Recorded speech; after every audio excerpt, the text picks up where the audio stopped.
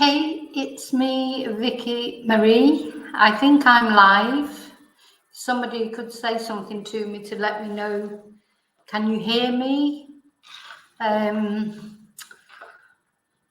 Now, I'm using something different today. I'm on StreamYard. So this is the first time I've used it and I don't know if it's going to work or not. Let me know if it's working, please. Is there anybody there? No. I don't know if I'm in the right. Maybe I need to go. Oh, hello, Bad Fairy. Thank you.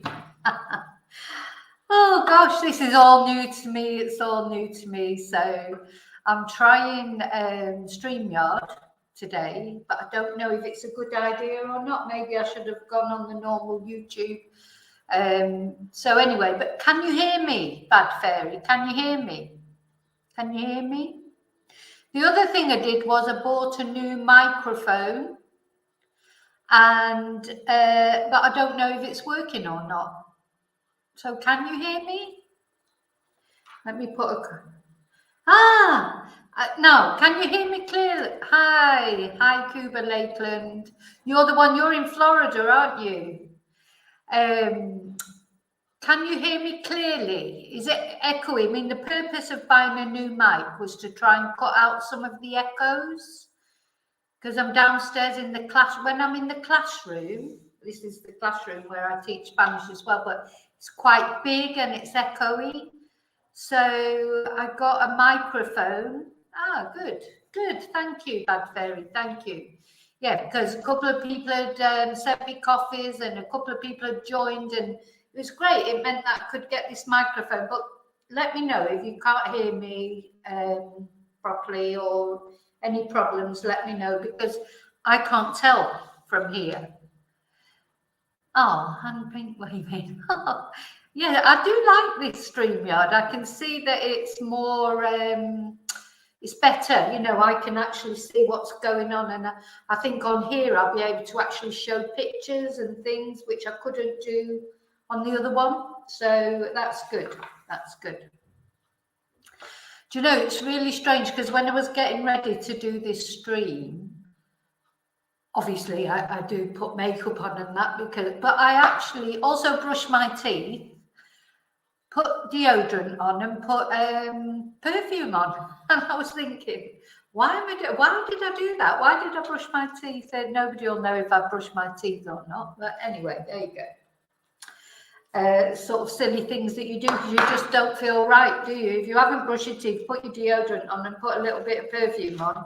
And for me, lipstick, I mean, I do like makeup. I like a lot of makeup, but a minimum that I like is lipstick. So, you know, I just feel naked if I haven't got lipstick on. So even to go and take the dogs for a walk, put the bins out, put the rubbish out, I always wear lipstick.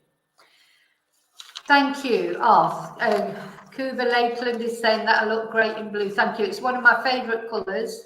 Especially this sort of turquoise blue. It's like one of my... I mean, there's a lot of colours that I like. I like pink. I like all pastel colours, really. I like black, red. I mean, I like, you know, it all depends what mood you're in, really, doesn't it? For the sort of colour that you put on. I don't know. Thank you, Bad Fairy. Where are you, Bad Fairy? Whereabouts are you watching from? Because I know that Cuba Lakeland is in Florida, and I think it's hot there. Is it at the moment? Is it hot like it is hot here at the moment? It's just warming up. It's sort of springtime, just crossing into summer, because I live in Spain, and it's lovely. This is the perfect time.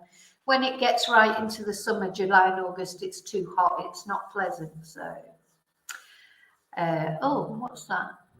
Something came up there. Show. Oh, hide. Nottingham. Yeah, I've never been to Nottingham. Oh, it's hot there. So yeah, apparently it is hot in Florida. Right, that's interesting. What's it like in Nottingham? Is it cold? I think it's supposed to be raining this weekend in the UK, because everybody was complaining about it because of the Obviously, it's coronation this weekend, but I think it's going to rain. But I quite like the rain, but it's only because it doesn't rain very often. It gets on your nerves if it rains too much, obviously. Right, I'm going to start because I don't know how many people have come through. There probably won't be many people come through because maybe they've gone through onto the YouTube link because I started it off on, hey Claire, hi. Are you back off your holidays now, Claire? Let me know if you're back off your holidays. So, hi Claire. Oh, so gradually people are coming along. I know where Claire's from. She's from Manchester. She's in Manchester, so yeah, my hometown. I do miss it sometimes. Hopefully I'll get there this year for see the family. Okay, so we'll get started now. I don't know if you had time to see the videos that I released. I released the video about the Nicola effect. Like, why are we all so concerned? You know, I'm not saying we shouldn't be concerned about what's happened to Nicola, but why Nicola more than so many other people that go missing, or, you know, we suspect foul play, or they go and delete themselves. Nicola has just captivated everyone because, you know, as I was saying in the video, there's so many people go missing day in, day out. You know, there's thousands of people go missing, but we are really, we've become really engaged, haven't we, in Nicola's story especially. And I think it's because, well, let me know what you think in comments. Why do you think that we're so caught up in the Nicola story? I think it's because she was doing something so ordinary, wasn't she? You know, it was the middle of it was the morning, walking a dog by the river, something that she did day in, day out. And then she just literally disappeared. I mean, that's how it seemed in the beginning. It was just total mystery, wasn't it? Yeah, we don't hear and Cuba Lakeland, let me know, because I'm trying to follow the Madeleine Kingsley story, because I know that's a lady, isn't it, in the United States that's gone missing. It's a similar situation, but she's been missing for over a month now, and you know, I can't see any updates. I try and update it every few days, but to be honest, there's nothing to update really. You know, it's like they're looking for again, this is a woman who went missing, for those of you who don't know, who went missing after dropping her kids off at school. Oh, did you say hello, Nicola? Hi, Ellie Cat. Hi. I know we've all got Nicola on the brain. It's the Nicola effect. This is what, you know, it's incredible. But I was just saying, there's a lady in the US, Madeleine Kingsley, who's also got missing, took kids to school, disappeared, but her partner is suspected, but the police haven't said anything official yet. They're just searching. But it's been over a month, you know, and it's a huge terrain that they've got to search. Yeah, she is very pretty, and the children. Yeah, and I think as well, like with Gabby Petito, when Gabby Petito went missing, when there's a lot of social media available, like if someone goes missing and they're not perhaps someone who's on social media that much, but you know, like Gabby Petito, she was a vlogger, wasn't she? She was doing vlogs about her van life experience with her partner. So there was lots of things online, lots of videos, lots of photos. And with Nicola, there were lots of photos, and there were all of her with the dog by the river where she disappeared. And it sort of all seems, and she's got that face, hasn't it? You know, when you look at her face, I don't know, she just looks like she's a nice person. And of course, we don't know her. Maybe she isn't a nice person, but I'm sure she was. Sometimes it's sort of hiding a message on here. Let me just see if I can, I don't know whether it's what it's doing. But anyway, so now, so I think it's all those reasons. So because she had 2 children, because it was so mysterious, wasn't it? How she just walking her dog, and then one minute she was there if she was there, because we, you know, since then now we're wondering if she was even there. And then just disappearing like some sort of magic show, you know, like God, I can't even say abracadabra, and she's gone, poof. And I think it was just that. And then it's the news were on it straight away, weren't they? And then it was that interview with Paul. I do think that had a lot to do with it. That very first interview with Paul, nearly a week after she'd gone missing, and his, you know, strange behaviour. And, you know, I feel guilty sometimes, sort of suspecting Paul, but it was that interview, wasn't it, made us all suspicious. And then there was the other, the voice note he sent to Sky News, and then the next interview that he did with Dan Walker, there was lots, and the Emma thing, you know, where Emma was always involved, and it just didn't feel right. Exactly. So this is the thing, and you know, I've been following this on lots of Facebook book groups, all sorts of, and the overwhelming majority of people do feel, you know, this. So my point is, can we be wrong if we all feel the same way? I don't see how we could all be wrong if we all feel the same way. You know, what do you think? I mean, we can't all be wrong, can we? I mean, why would we think that? You know, normally we don't. Normally we're very sympathetic towards anyone whose partner's missing. And, you know, when we know for sure, we feel really strongly, you know, that they're telling the truth, and you can just sort of tell sometimes, but maybe not. So maybe I'm wrong. I'll keep an open mind, because we have to keep an open mind, you know, until anything's actually you know, actually sort of found, like at the inquest, etc. Yeah, Emma provokes a very strong reaction in people. I've noticed that even more strongly than Paul. I think Emma is, I think you're right, Bad Fairy, because most people, they've got this real strong reaction towards Emma. And my only thing with Emma is that first interview, that first interview she did, where she was hiding her identity with a cap pulled down and trying to pretend, you know, almost that she wasn't there, sort of hardly speaking, compared to the further interviews, the later interviews, then when suddenly she was on the TV every day, wasn't she? And then organising all the interviews with the family, they're all held at her house. She just sort of took over as the spokesperson. And what I've noticed with the Madeleine Kingsley case in the US, it's the sister that's being the spokesperson, and that seems more right, doesn't it? You know, obviously it's the sister who's going to be the spokesperson, you know, for the family. If the mother and father are probably so upset they don't feel like they can do it, but somebody's got to do it. Somebody has got to do that, be the spokesperson.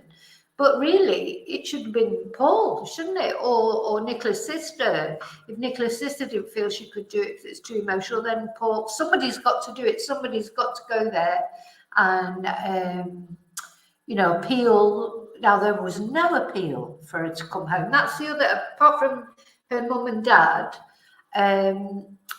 Paul never looked at the camera and said, oh, Nikki, whatever the problem is, you know, we can sort it. Please come home, just come home.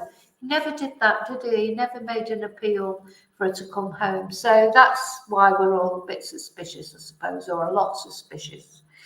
And yeah, then it's sort of like it's magnified and magnified, isn't it? And then the police were asking for people's help in the first instance, asking for people that might have seen her on that day. Then it was all over the news, and we all got interested in it, and we all started caring. I mean, I think what I've noticed is people are almost proprietorial about Nikki. Whether you know her or not, you know, we don't know her, we didn't know her personally, but we feel like we knew her. We feel, hi, Hannah, hello. Let me know where you're from. I'm trying to find out where everyone's from. We've got Nottingham, Manchester, Florida. And let me know if you can't hear me at any point or anything like that. I think it must be okay, the audio, because everyone seems to be able to hear me okay. So yeah, it's a very strange thing, isn't it? Why some cases sort of really grip us more than others. And I think, yeah, personally, I think it is because she was a mother of 2 children, obviously, but also just doing that very normal thing. You know, if just walking your dog in the morning is something that you do day in, day out. I do that with my dogs. Every morning, take my dogs for a walk. It's a routine. It's a routine that you get into. I never really feel, you know, sometimes I go out 6 o'clock in the morning, you know, and Ellie Cat's saying she was constantly talked about. Yeah, and that police statement, that was like a slap in the face, you know, and that I still feel angry about that. It was like, right, okay, you've sort of done all this, but we don't want to know now. Leave us alone now. The public, Sky News, ITV, people that he'd talked to, that Paul himself had volunteered to go and talk to. Had he been paid? I don't know. But he's still got his GoFundMe page up, asking for money from people, using his children on the photo, which apparently is 99% certain photoshopped. Some people are saying that the photo is, I wonder if I can get it up. Hi, Lynn. Oh, from Scotland, living in Malta. Gosh, I went to Malta on holiday many years ago. I was only 19. It was lovely, actually. Is it nice living in Malta? Now, this is an experiment now that I'm going to do, because this is something, I was just saying, if you've missed it, this is the first time I've used StreamYard, and I'm going to try, right, because I think I can actually share my screen and show, because there was I want to show you the GoFundMe, Chrome tab window, Nicola Bulley, select a tab to, let me see, Chrome tab window, right. Now I'm going to work out how to do this sooner or later. Let's go into this one and then I can do it off there maybe. This was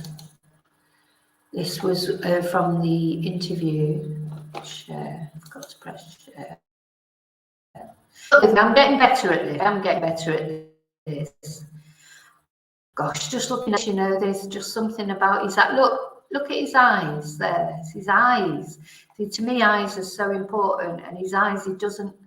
Something about his eyes. I don't know what it is. Maybe it's because he plucks his eyebrows. I don't know. But anyway, let's see if I can find the GoFundMe page.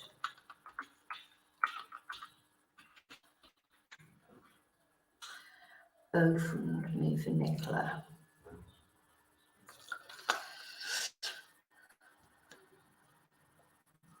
Yeah. Now, what I find, look, is that everybody reckons that it's Photoshop, but that is the, move it down so you can't see the girls. I shouldn't really do that. I don't like, but he's put this picture up. He's put this picture up of Nicola, the girls, and then him superimposed at the side. So he doesn't want people to talk about the case. He wants to be left alone, but he also wants your money. And what also seems strange to me is that the actual amount, which is 38,441, it hasn't gone up for a long time.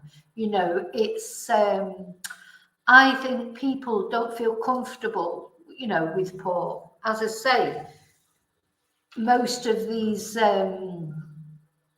most, you know, all the Facebook groups, all the people, my subscribers, the people that send me messages, etc., everybody feels like he's had something to do with it. Surely everybody can't be wrong. But anyway, maybe we are all wrong. Who knows? Now, that leads me on to the next thing, because who's going to tell us what really happened is the coroner. Now I didn't, you know, I've sort of obviously looked into it because of this case, and Dr. James Adeley is the coroner who's in charge of this case. And what I found out about him, yeah, Lynn, I agree. His eyes and facial expressions, they're strange. You know, if you maybe you're a bit of an empath as well, when you get feelings from people. And I know maybe, you know, people say, oh, you can't just judge on that, but, you know, you have to rely on your intuition. The police rely on their intuition for things. They get hunches about things. There's something in it, whether, you know, all right, you can't, you know, you have to have evidence and things for an actual court case, etc. But you don't have to have evidence to get an instinct about someone or a hunch about someone. You don't have to have evidence for that. Go with your feelings, and, you know, you have to listen to your feelings. But anyway, I wanted to talk about James Adeley, because when I sort of found out about him, and then I don't know if you've watched the videos, there's a video out about him as well. And I'm just really telling you about that. But he's been on this TV series, hasn't he? Cause of Death. And I never saw it, and which is strange, because normally I quite like things like that. So, you know, I like forensic things and finding out about what goes on behind the scenes, etc. And I'd never heard of it, and I've watched a couple of the episodes now, and I think it's really interesting. So he is the senior coroner for the area that's, you know, where Nicola was found, which I think, was it Lancashire and Darwin or something like that, got it written down somewhere, the actual specific area. Yeah, his Majesty's now, of course, His Majesty's senior coroner for Lancs and Blackburn with Darwin. And he has told the Lancashire Constabulary, the police, they must not talk in social media or mainstream media about this case until it's resolved. Yeah, he did, Cuba Lakeland. He put that picture up. So he's accusing everybody else of invading his privacy. But he put the picture. Why did he put the picture of the girls up? Because he thought he would get more money that way. Or whoever put it up for him, maybe it wasn't him, maybe it was Emery, whoever it was.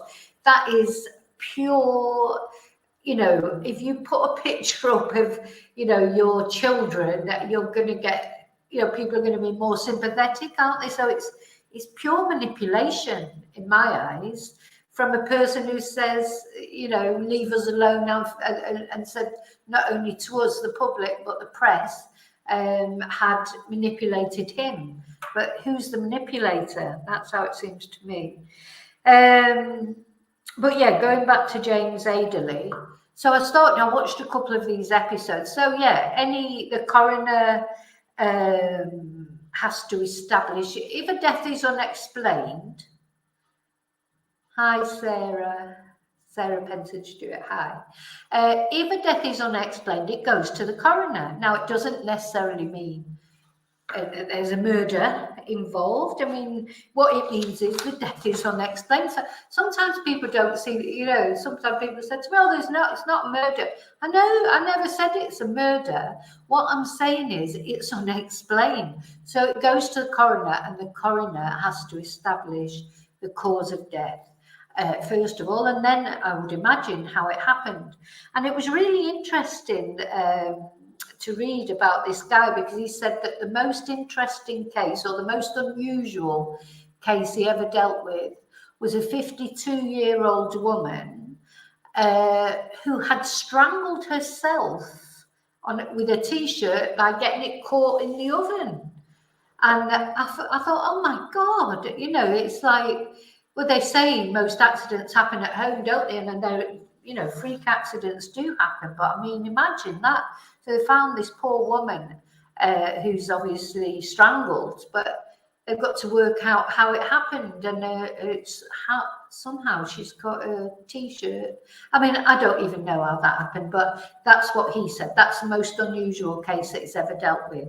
But they deal with on one of these programs, the girls, you know, and the other people in his team were saying at least 7 deaths a day they deal with, that they have to find the reason, and it goes to a coroner's inquest. Because if somebody dies and it's they don't, you know, they're not very elderly, and even when they're elderly, if they've not been to see a doctor recently, you know, who said yes, they did have a heart problem, or yes, they had this, or they had that, or they weren't in hospital, they still had. I remember when my dad, unfortunately, he had a heart attack in the night, and the only reason he did it, hi Jane, hi. The only reason he didn't go to have an autopsy really, was because he had been to the doctor maybe 1 or 2 weeks before. So recently he'd been to the doctor signed the death certificate because he did have a heart problem, and he had a known heart problem. But if there's no reason to think this person has got anything medical wrong with them, or you know, or it's unexplained in some way, and even if it's not unexplained, if it's clearly a self-deletion, still has to go to a coroner, still has to go to an inquest. And for those of you, I know some of you maybe have read my book, Confessions of a Spanish Teacher, and the stalking instance that I had, my ex-partner, he stalked me, and it for maybe 3 months, and in the end he did self-delete himself, and that had to go to a coroner, had to go to an inquest. I had to go and give evidence as a witness, you know. And when I think about it now, it's funny reading it, because I didn't really realise what was going on then. I just sort of did what I was told to do, but now I can see. And the coroners, they're so nice, they're lovely. Well, I quite like I mean, when I was watching this James Adeley, I thought, oh, he's really quite nice. I mean, you know, it's just something about his manner, you know, he's so caring, and it's just something about his manner that I really, really do like. So she is she's not in his hands now, because Betty has released Nicola for burial, and maybe already he knows the result of everything, but of course we've got to wait until 26th of June. That's when the final sort of coroner's verdict will come out. 26th of June at 10 a.m. at County Hall, Fishergate, Preston, and that's when we will find out. Bad Fairy, I'm very sorry to hear that it happened to your friend. I'm very sorry. I hope you're okay. I hope you're coping okay.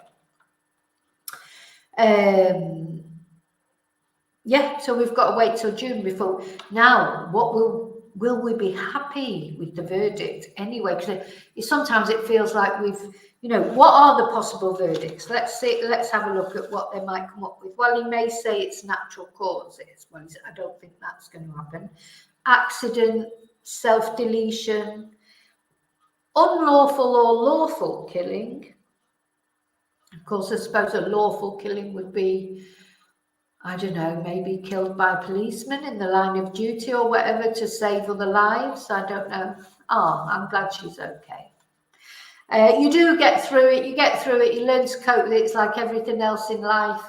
These traumatic events, everybody goes through traumatic events. And what we do is we don't get over them. We just have to learn to cope with them, don't we? That's life. So yeah, it could be natural causes, accident, self-deletion, unlawful or lawful killing, industrial disease, which it's not going to be, or it could be an open verdict, which of course is where there's not enough evidence for all the others. So a lot of people seem to think it might end up being an open verdict, but in a way that's a good thing if you are suspicious of foul play, because at least then leaves it open for the future for something else to come out.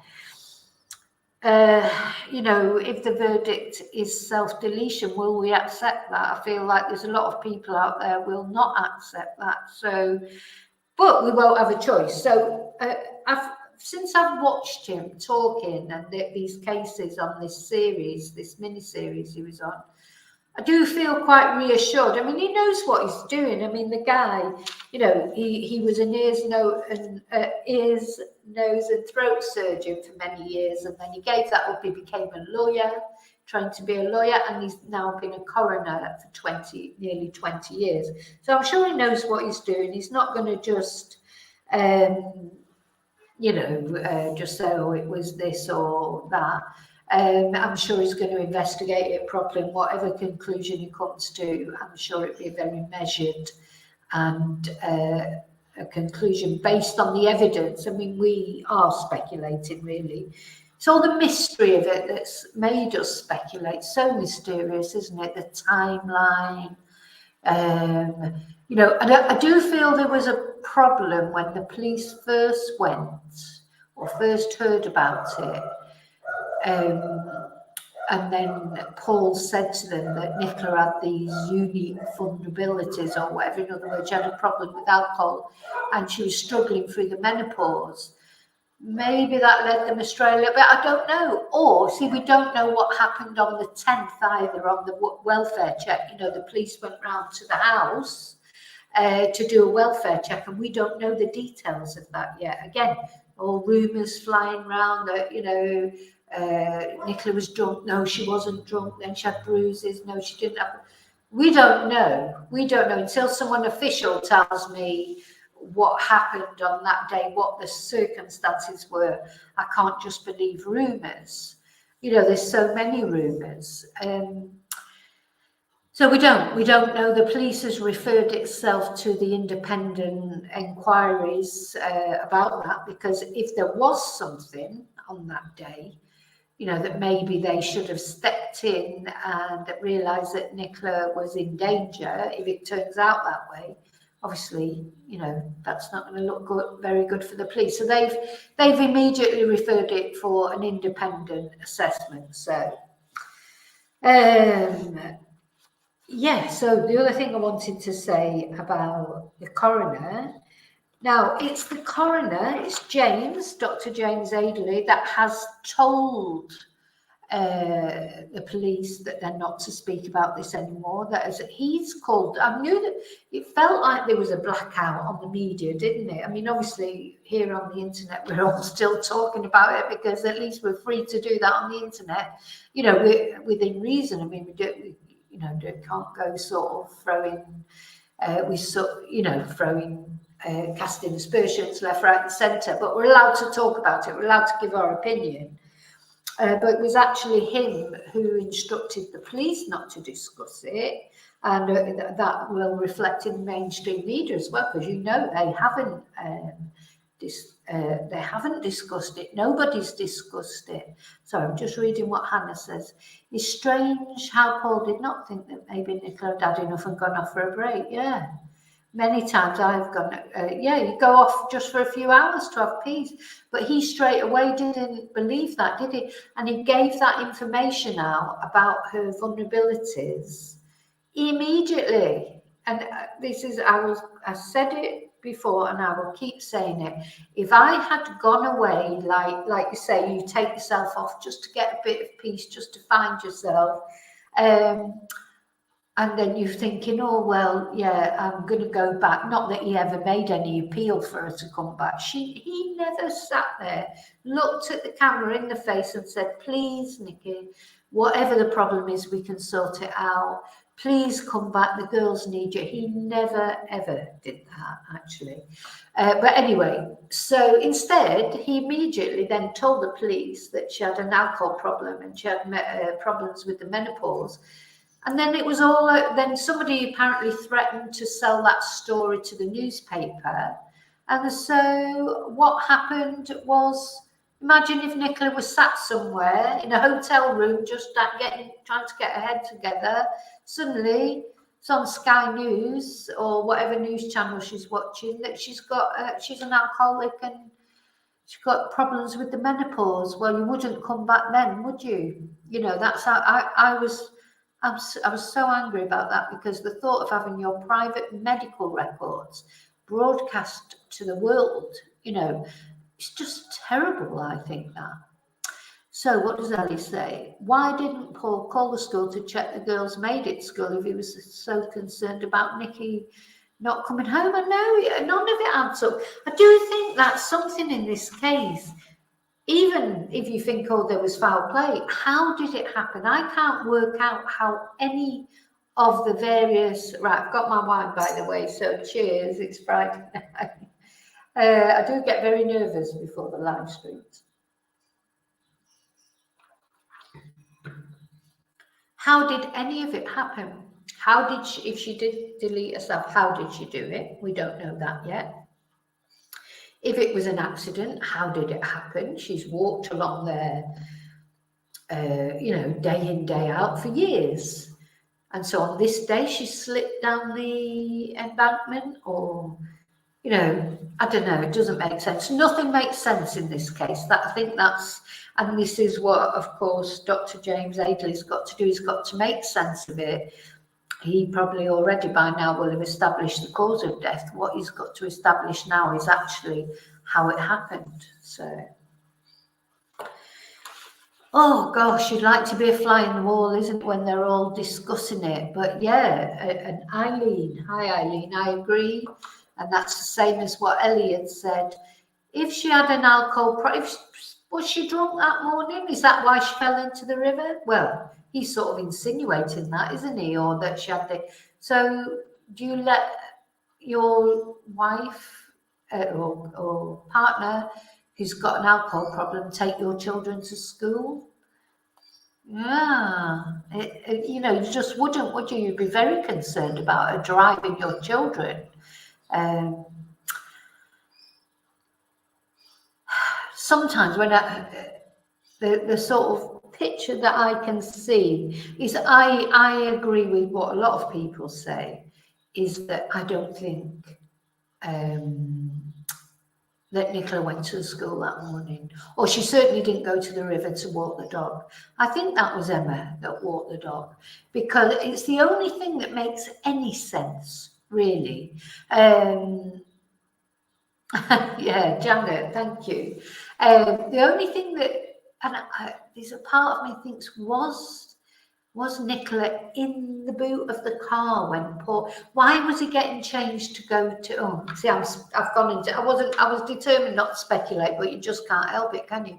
Why did he change into his gym kit to go to the gym before he went to see what had happened to his partner, who sort of disappeared, and the dog's running around wild, etc.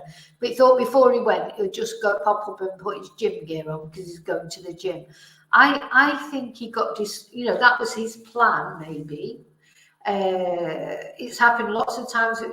You know, I watch a lot of true crime, and lots of times that's where the husbands say they are when they're like, and then they got home and their wife had disappeared, or they found her dead on the floor. It's always the gym, you know, it's a common excuse. But anyway, I don't know for certain. So yeah, what makes sense then? That's what Dr. James Adeley, that's what he'll be doing, is he'll be trying to make sense of it. Now, remember when the police went back to the river, and the Lancashire police did release a statement and say that they'd been asked by the coroner to go back to the river. Now, we don't know what they were doing there, what they were testing. Maybe they weren't testing anything. Maybe it was a bit of a distraction. Who knows? Yeah, he could have run across the fields and run back. I suppose he could have. Hi, Jane. Oh, you're from South Wales. Ah, right. Well, Wales is a beautiful place, isn't it? Sorry, I've lost my track. I was thinking about Wales when I've been to Wales and how pretty it is. The countryside is so pretty. Oh, so that's right. So he said at the time, so the Lancashire police released a statement to say that the coroner had asked that, because this is what the coroner can do. So once the case is in the hands of the coroner, he has a lot of power. He told the police not to discuss it on the media, etc. But then if he wants the police to go back and take fresh statements from anyone, or go back and check out like he did, asking them to go back to the river, anything he wants the police to do in the course of his inquiries, he has the power to ask them to do that. Now, when we come to the final results on the 26th of June, if it goes that far, it can't be, he could say it was an unlawful killing. He could say that, but he couldn't, it's not a murder trial, you know, and he can't do that. He can't find blame in that sense. He can only establish what happened. Hi, Kayla. Oh, Northern Ireland. Also, we've got Wales, Northern Ireland, Florida, Nottingham, Manchester. You know, we've got quite a few different places.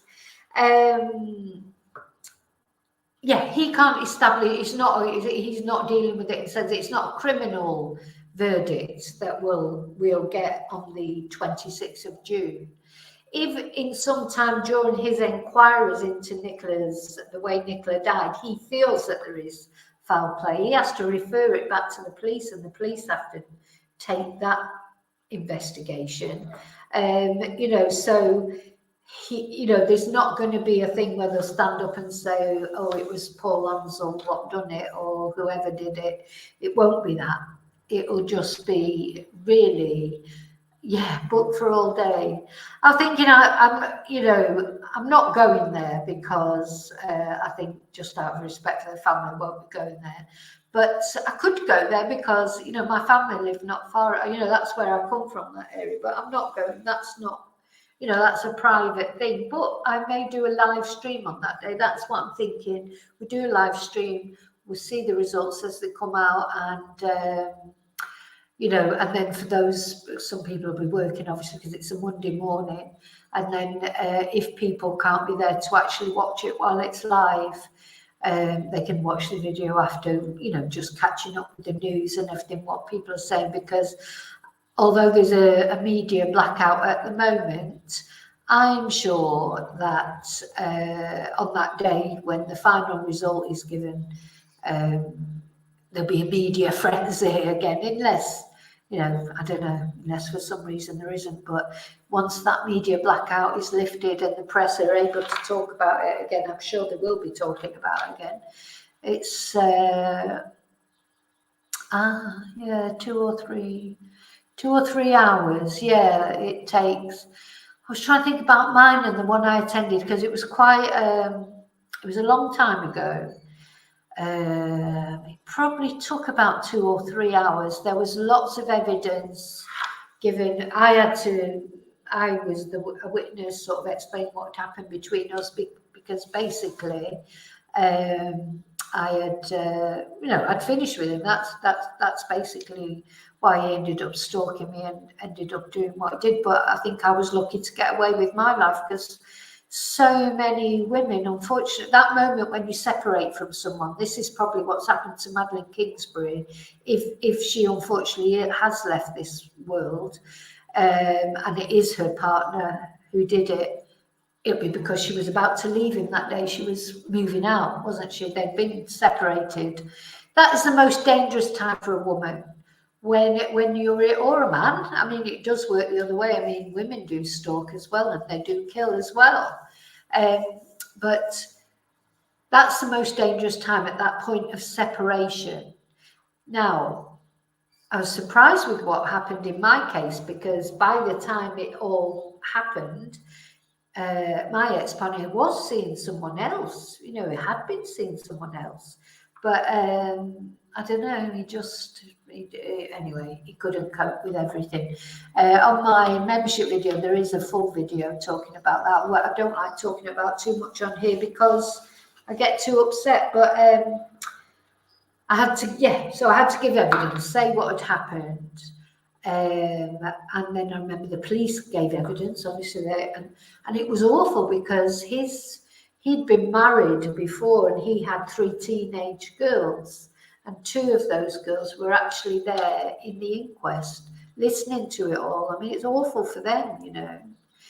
So, what's Ellie? When I separated from an abusive ex, he left me such a vile voice. Yeah. Well, you know, Ellie, it's awful that you had to move across the country to feel safe. I moved house 3 or 4 times, and everywhere I went, he always found out where I was. And in the end, I was coming out to my car and even checking the boot to make sure, because he'd stolen my car keys and had copies made. So I would come out to my car, lift the boot and make sure he wasn't in the boot before I would drive off, because I was that scared he was going to try and find out where I was.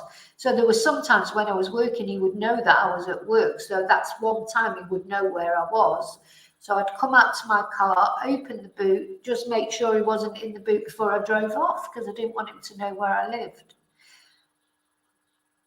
Oh yeah, Janet, you watched that Cause of Death last night with the coroner. Doesn't he come across as excellent and knowledgeable, and you feel reassured when you hear him speak? You know, I really quite like him, actually. I sort of almost fell in love with him when I was watching it, because he was sort of mesmerising. He's so calming and reassuring, and you really do feel like this case is in safe hands.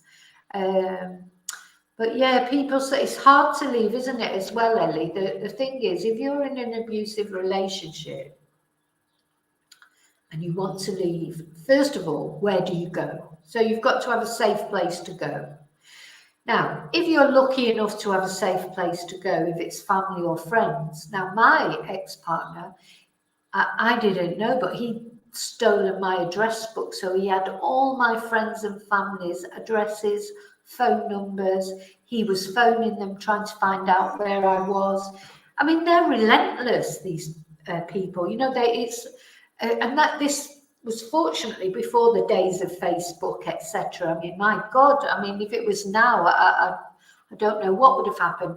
So he did well enough just with a normal phone, you know. So he would phone my parents, he would phone my friends, he would phone my sisters, trying to find out where I was. And he would make excuses, you know. He'd come on the phone. My friend said once he phoned her, and she was having her hair done at home at the time. She was having a colour put on her hair, and he phoned her because he couldn't phone me. I wouldn't let him have my phone number. And when I phoned him, I put a block on it, you know, so he wouldn't know where I was ringing from. So we'd phone everybody else instead. And he phoned her, and she said he was like, oh God, I've got to speak to Vicky, you know, it's like urgent, you know, please give me a note, you know. And he would go to any lengths, he would say anything to try and get my phone number or find out where I was. And in the end, he did find out where I was through a group the Labour Party. I was a member of the Labour Party at the time, and he knew the guy that was in charge of the branch, and he got the address out of him by, again, giving him some cock and bull story. And really, I was lucky that he didn't kill me, really. So anyway, cut a long story short, he didn't manage to do that, but I had to move. So you're saying about moving from one side. I didn't move from one side of the country to another, but I moved from Reading to London, and then from London back to Reading, and I just kept, every time he found out where I was, I had to move somewhere else again. So it is horrible, but I was lucky because I had somewhere to go, you know. Now, we didn't have children. You know, if you've got children, it's even more complicated, isn't it? Because I think this is it with Madeleine Kingsbury in America. She didn't want to take the children away from their father. So her sister had said to her, you know, come and live near me, you know, and I'll be able to support you then. I'll be able to help you. And she said to her, no, I don't want to take them all that distance from their father. I want to move somewhere sort of in the middle of you and him, so that, you know. So she sounds like such a lovely person, Madeleine. I'm going to do another video on her soon, even though there's not really any news, but I just want to keep her in the public eye. So Lynn says, it took me 17 years to leave. That's how I ever...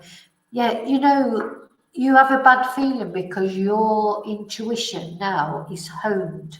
You know, when you've been through an experience like that, your intuition becomes like really quite strong, doesn't it? And sometimes it goes, you know, I think, God, am I too much? You know, maybe I'm too suspicious, but I'd rather be too suspicious than not realise in time, you know, because I think a lot of people don't realise in time that's the trouble, and then suddenly it's too late.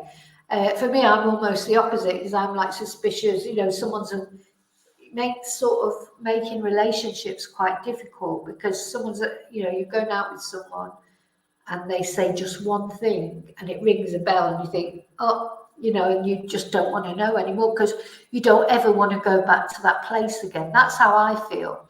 You know, I do have a sort of, well, I won't call him a boyfriend, a friend, but it's great because it's just arm's length. You know, he's not very good at commitment, and that suits me because I don't really want to commit. So, you know, it's easy, you know, because otherwise it's quite scary, you know. It's scary to think. For me, it was also that responsibility. You know, I feel guilty about him. You know, he did it obviously himself, and he did it in anger. And if he would have got his hands on me, he would have done it to me as well. I know that. But obviously, I still feel guilty. I still feel sorry for him. I mean, I cared about him. I didn't want anything bad to happen to him. But I was also quite relieved, and that sounds awful, but I was, because you feel in the end that you know, there's sort of nowhere to go with it. It's difficult, but anyway. Now, well, do you know, Jim's here, and it's nice to hear. It's not nice, that's the wrong word to say, but you know what I mean. It's good to hear it from a man's point of view as well, because it isn't just men doing bad things to women. Women can be. I mean, I don't know, on my channel there's a video, the stalking of Dave Cruz. If you haven't watched that, you should watch it. I'm going to pin it in the comments. It's an incredible story of a woman stalking a man, and you know, it came to sort of led to murder. And so it's not only men doing bad things to women. You know, you sort of we've got to always remember that men can be abused as well as be abusive. So it's not you know, all men are all horrible. I don't want to say that they're not, but I think what I'm trying to say is, once you've been through that, and you probably feel, God, you moved to a different country. Says he moved to a different country. Well, I suppose in a way I did, but it was to escape, you know, the whole sort of situation. But he had already deleted himself by then. So, but you know, I still have nightmares, and I'm sure some of you other ladies, maybe they're on there, or your friends that have had this experience. I still wake up sometimes having a nightmare that he's walking up, you know, coming to get me. You know, that's how it feels. And it has been it's been over 25 years, and I still feel like that. So, yes. Oh dear me. I mean, I don't know. It's just things that we have to think about. But we can't let it. You know, it's very difficult to stop it.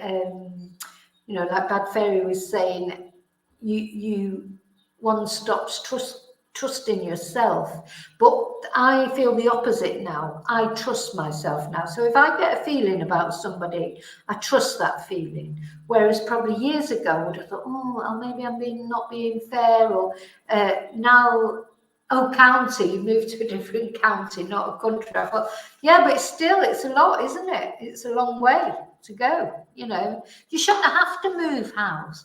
Why should anyone have to move because somebody else is harassing them? And this is a big problem with the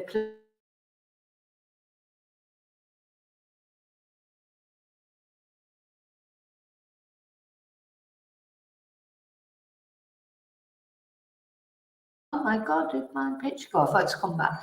The police's hands are completely tied. You know, the police actually said to me that he will have to do something before we can do anything.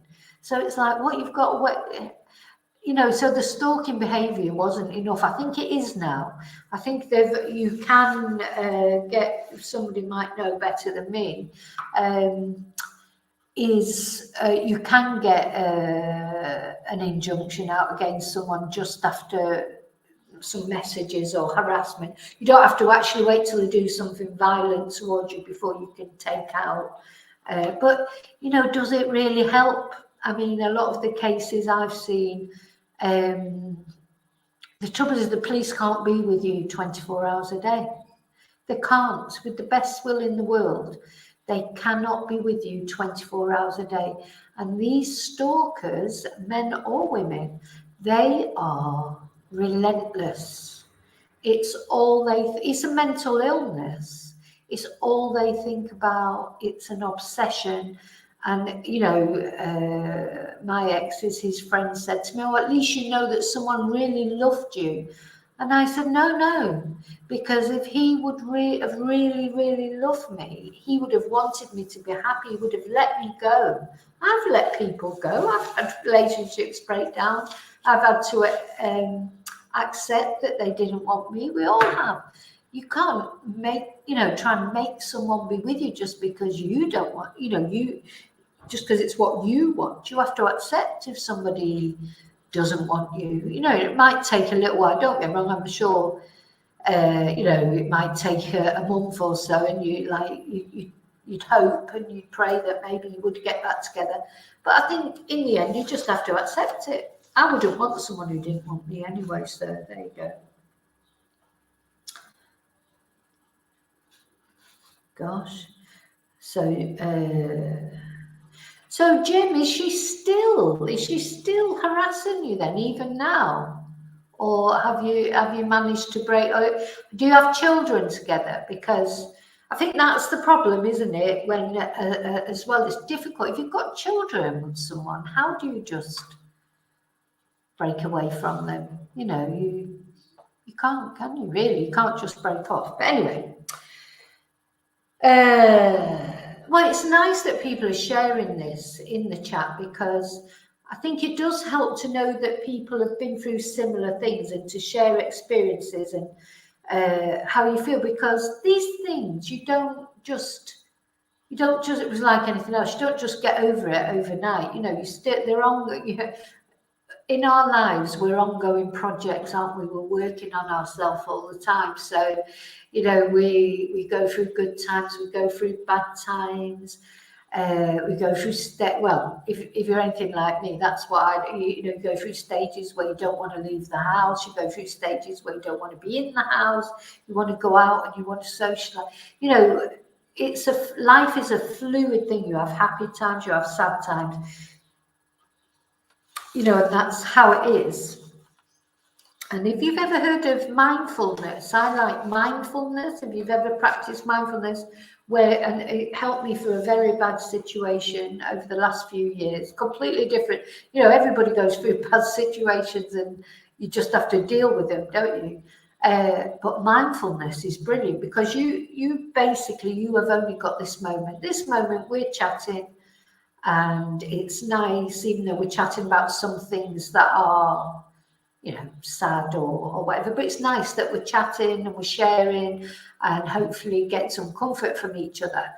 Now, so that's it. That's all we've got, because we don't know in 10 minutes what's going to happen, or even in, 5 minutes. So it's like you just have to be concentrated in the moment, and this is mindfulness, and it's quite difficult. You know, sometimes you sit there and you start thinking ahead, don't you?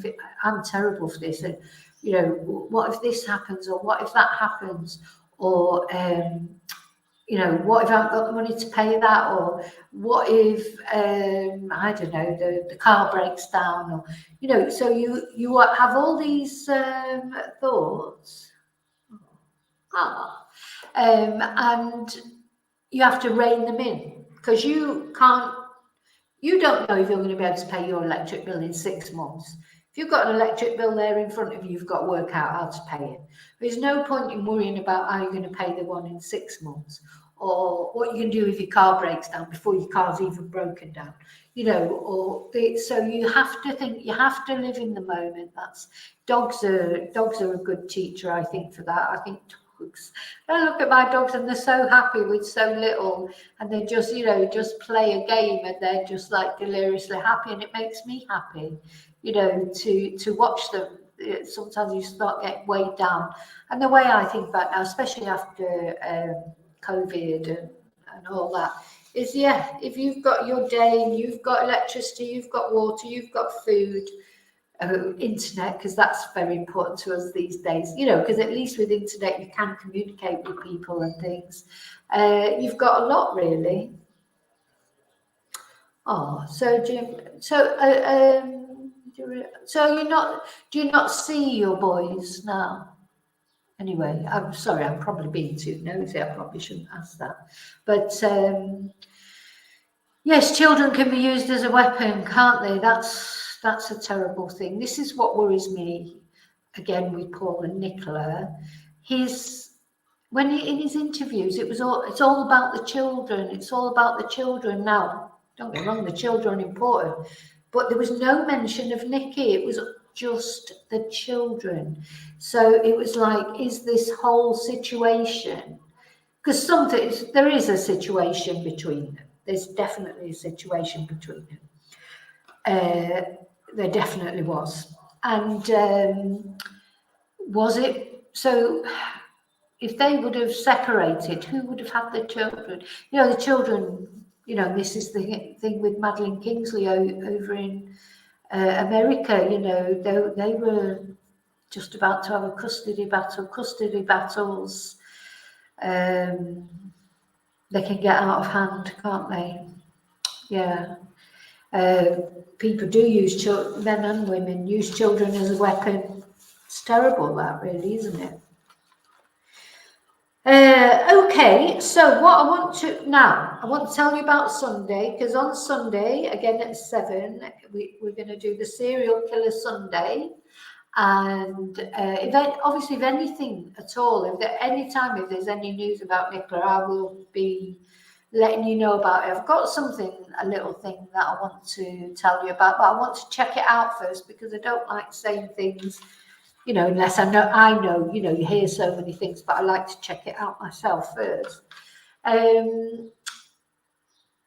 So yeah, Sunday is Serial Killer Sunday. We're going to be talking about Harold Shipman, because last week we talked about 5 serial killers, sort of briefly, and then I released the videos this week about Israel Keyes, who is probably the most famous serial killer that you've never heard of, because nobody, you know, anyone who's interested in true crime, probably a lot of them won't even know about him.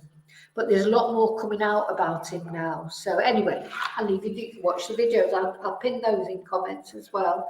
But what was the other video I was going to pin in comments? Oh gosh, I forget. I should write these. If I don't write things down, I forget. But I'll remember by the time I come to load up this video. Oh, so you don't see them now. You see one of your youngest sons. My mother has had to cut his father. Oh, goodness me. It sounds like a terrible situation. Do you know, things change though as time goes on. Sometimes things happen and people, you know, situations get resolved. Let's hope that your situation, Jim, gets resolved in the end. I hope so for you. So yes, I'm going now. Are you all going to enjoy the coronation? Are you all going to a party of some kind? I'm going to a party, but I'm not a royalist, but I'll do anything for a party. And I'll see you on Sunday at 7 in the evening to talk about Harold Shipman. I hope you find that interesting. And if in the meantime I have any news about Nicola or about Madeline Kingsbury or about any other thing that I think you'll find interesting, I will let you know about it. So now I'm really happy with this because, oh, it's coming up on the side here as well. Anyway, I'm getting used to using the stream yard. It's gone okay. I'm quite happy with it. there's lots of things that I think I could do with it. I managed to show you the GoFundMe page. I'm really pleased with that because I've never been able to sort of know how to sort of do that before. Yeah, party, not a royalist. That's me, do. My friend said to me, oh, you could come to this coronation party. I said, oh, I don't know if I'm the right person to go to a coronation party. And then I thought, oh, well, it's a party, so that's all that matters. So, yeah, please remember to like this video because I think that seems to do something. And I will see you. Remember to live and love very carefully, and I will see you on Sunday. And until then, may your God go with you. Thank you so much for being here with me today. Thank you.